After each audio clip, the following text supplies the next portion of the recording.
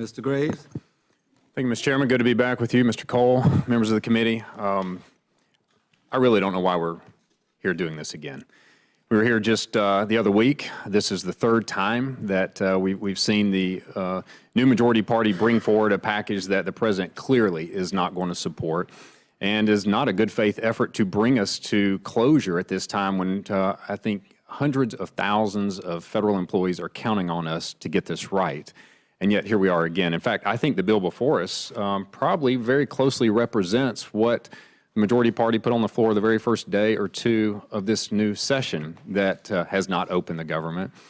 I would suggest that Mr. Quigley and I, we worked really hard last year, and I know that this has been billed as a compromise bill, but it is the furthest thing from that because he and I had good faith discussions last year along with the Senate.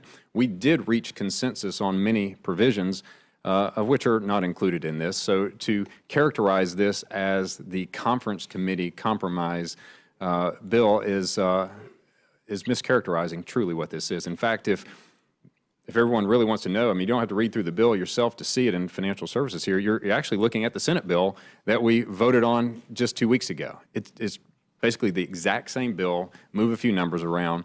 Nowhere does it reflect the House priorities, and I think I made the case then, Mr. Chairman, that are we to just be floor leaders for the Senate, or are we going to put our fingerprint on policy as we see fit in the House of Representatives? In fact, you are omitting over 20 pieces of bipartisan legislation that were included in the House measure, that were included in the conference committee report at the time in September.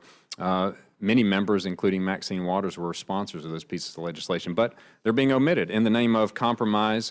And in fact, I'll reflect back on Saturday. I thought the president took a very courageous step and put out a reasonable proposal. While other members of the majority party wanted to leave the country, the president was steadfast in staying here and putting forth a proposal that before he could reach the lectern was rejected by the majority party. How is that in the spirit of compromise? How is that in the spirit of trying to work to a conclusion here, Mr. Chairman? So without really even reflecting on my notes here, this is very frustrating for me. It's very frustrating for my constituents. I can imagine for each of the committee members here to see us come back again and make the same speeches and pleas to reach a true agreement. I think it's frustrating for everybody. So, Mr. Chairman, I respectfully oppose this bill before us and ask that we move forward in a more good faith effort in the future. Thank you very much, Mr. Graves.